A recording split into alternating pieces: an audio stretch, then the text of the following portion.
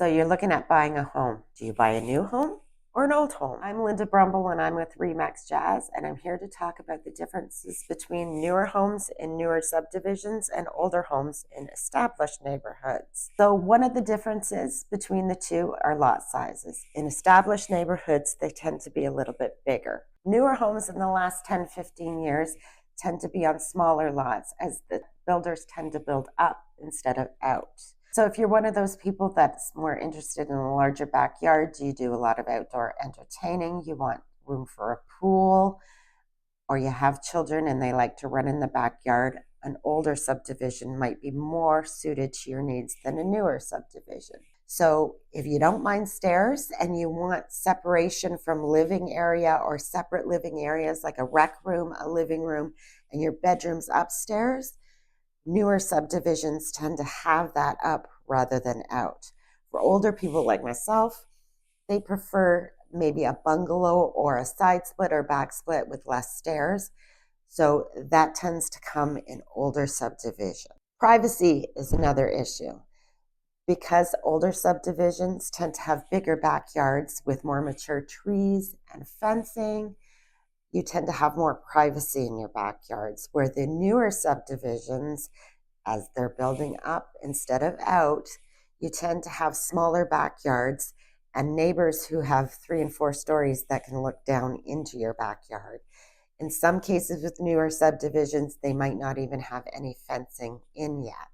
So privacy, if you have dogs and you want to make sure they're fenced in, it might be better with an older subdivision than a newer subdivision. Next is construction rows. One side with a newer subdivision is that there's more construction going on. With an older subdivision, it's already established. The roads are in place, the infrastructure is in place. They're not building tons of houses. There might be the odd house that's having renovations done, but it's not like the newer subdivisions where if you buy and you might be phase 1 or 2 that you bought in, there's phase 3, 4, and 5, and everything's still being built. So there's going to be a little more noise, a little more chaos. Parking might be a little difficult, and you're certainly not going to have the peace and quiet that you have in the older subdivision. Another thing to consider in an older subdivision is everything is done. So things like fences and sod and grass and driveways, they've already been done. In newer subdivisions, depending on which phase you're at, in some cases you might have to wait weeks, maybe months, for grass to be laid, driveway to be put in, and fencing. And in some cases, if it's a newer subdivision, there might be an added charge for the fence and the driveway. So that's something to consider as well. With older subdivisions, they tend to have more well-established neighborhoods. So the schools, the infrastructure like shopping and libraries and public transport tends to be already in place.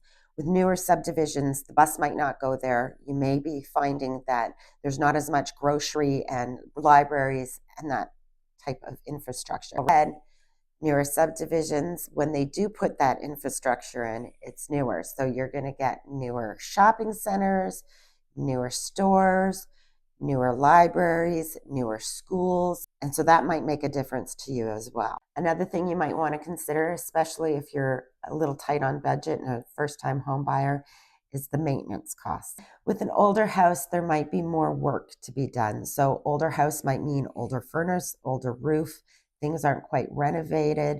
You might be looking at a original or older kitchen. And some of that just might be purely for looks value, but it will make a difference if the roof is going to need replacing, if the carpets are worn and damaged, if you want to put hardwood floors in. With a newer construction, everything's new. The nice thing about newer subdivisions is newer subdivisions have newer codes. So construction codes change over time. That doesn't mean that older subdivisions have to keep up with the new codes. Most of those codes are grandfathered in, but it might make a difference when it comes to your insurance. So for instance, vermiculite, which is asbestos, might be an issue. Knob and tube wiring, aluminum wiring. Those are things you want to consider too. Either which way, new subdivision, old subdivision, new house, old house, I recommend getting a home inspection, because I can tell you even in the new subdivisions, just because it's a newer home and there are codes doesn't mean it's done correctly. So I still stress that any purchase, whether it's new home or old home, you have a home inspection done. At the end of the day, it's your personal preference and everyone's different. You have to pick what is right for you. Sometimes it's an older home, sometimes it's a newer home. Just depends what you're looking for.